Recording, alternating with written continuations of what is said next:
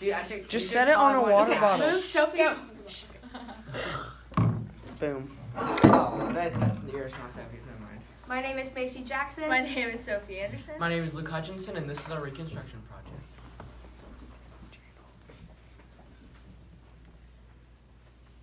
My name is Anna Trenholm.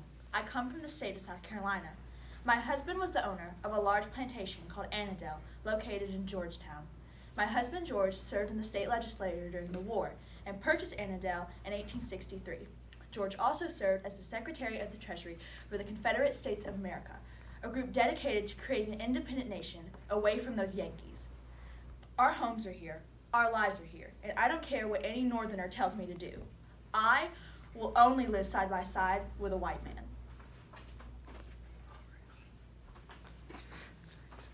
My name is Eleanor Murphy, and I come from the state of Illinois. My father was a successful lawyer, and doing this led him to meet prominent figures such as Abraham Lincoln. My family has been fairly wealthy my whole life, and when I was 18, my father arranged my marriage to Calvin Murphy, and together we had 5 children, which only 2 survived into adulthood. But my only son died in the war. During the war, I used my money and position to educate and inform people on the ideals of abolition. Now that the war is over, I hope to help the freedmen integrate back into society. But the government needs to help them with this transition. And this is why Republicans need to stay in power. We can control the South and help the freedmen for one united union.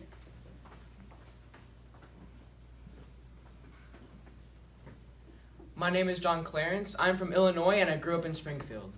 I never had much money, but after the war, I saw the perfect opportunity to strike it rich. In order to finance the rebuilding of the South, the state governments raised property tax rates. The Southerners had no money to pay their taxes. It forces owners of large plantations and lands to sell their property.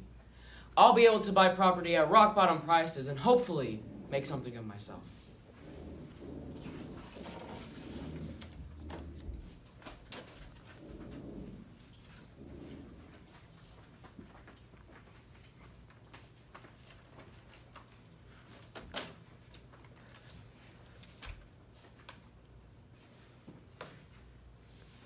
More than anything, I wish life would return to the way it was before the war, before cities were destroyed, before we lost all our money, land, and means to support ourselves. The Confederate States of America had to borrow money from its citizens in order to fight. The government issued out war bonds, none of which were ever repaid. By the end of the war, this left us economically devastated. The slaves being freed did not help, and now they want more. We've had to uphold abolition, swear loyalty to the Union, and pay off our war debt with preposterous taxes. But now they want to live side by side. They want to vote and work with us after abandoning our fields and leaving. Well, they'll be met with a surprise. People who want our country pure and good again are coming together to show those freedmen that they will never replace us. It'll take time, but the white man will rise again. Come in. Hello, my name is John Clarence. I moved in the house next door and I wanted to introduce myself. Anna Trenholm, nice to meet you. You're not from around here, are you? No, I'm from Springfield. Oh, you're a Yankee then. Miss, I may be from up north, but I don't want to cause any trouble. Well, what brings you here? I've come to buy and run a plantation. I must be going. Nice meeting you. These dirty carpetbaggers think they can come and push us around.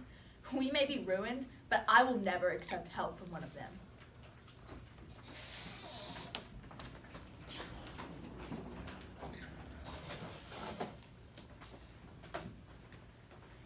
Look at this. I'm afraid these comics are getting far too common. Southerners, angry with the war, came together to keep their hatred and prejudice alive. The Ku Klux Klan and the White League were formed, and their impact is worse than slavery ever was. The South has just been admitted into the Union, and they're destroying the country we have just put back together. They have no right to do this to the people of this country. People who want to keep Abraham Lincoln's legacy alive believe that all men are created equal. Abraham Lincoln was a wonderful man. My father talked of his wonderful speaking ability and sense of justice. We are all people. Abraham Lincoln once said, "My ancient faith teaches me that in no moral connection can one man make a slave of another."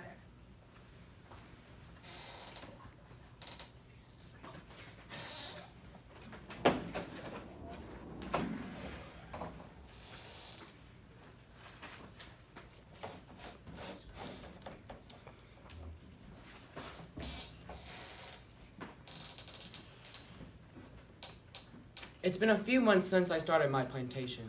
Now that I'm secure financially, I will go to Springfield to see my family and friends. Now, I'm one of the most prominent plantation owners in South Carolina. Although I have prospered, most people are still recovering from the war. The people here still hate the Northerners and reluctantly join the Union. The Southerners are trying to restore their political power by the Black Codes passing. Never have I ever seen something so bluntly intended to restrict the black man's freedom. Even my own neighbor, Miss Trenholm, said the Black Codes would put them in their place. I have no place, though. The only color that matters to me is green.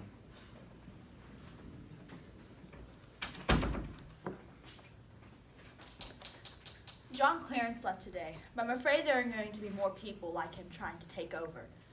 Unlike us, the North has prospered financially, and now they're trying to push all of their ideals and opinions on us. The 13th and 14th Amendments may have freed the slaves and allowed them to become citizens, but we made sure they couldn't do much more. We passed the Black Codes, which meant they had to pay an annual fine if they wanted to be anything other than a farmer or a servant. Some people now are saying that they'll have the vote any day. But whatever happens, the South will fight back. We'll elect our own people back into office. We'll do whatever necessary. The country may be changing, but we will never forget the past.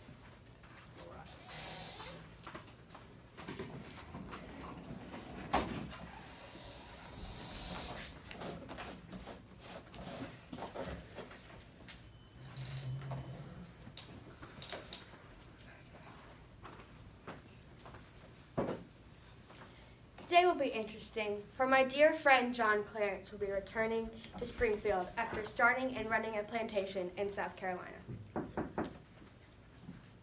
Hello, Miss Murphy. Mr. Clarence, How have the past few months been up here?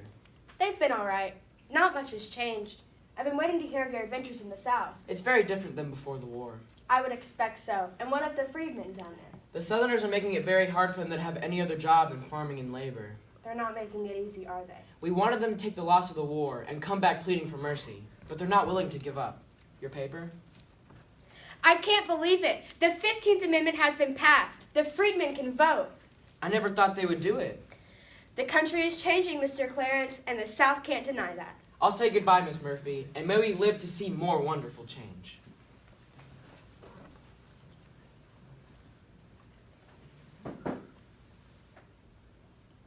On February 3rd, 1870, the 15th Amendment was ratified, and all freed slaves can now vote. Over the span of 5 years, all African American men were freed, made citizens, and can now vote, in a time period our country calls Reconstruction. Although this time period has had many triumphs, such as the Civil War amendments and the South re-entering the Union, there have been many tragedies, such as the Black Codes passing, economic devastation in the South, and the formation of the KKK. But this will forever be a part of our history. And it teaches us that if we fight against our own people, we will only destroy ourselves. America will not be destroyed from the outside.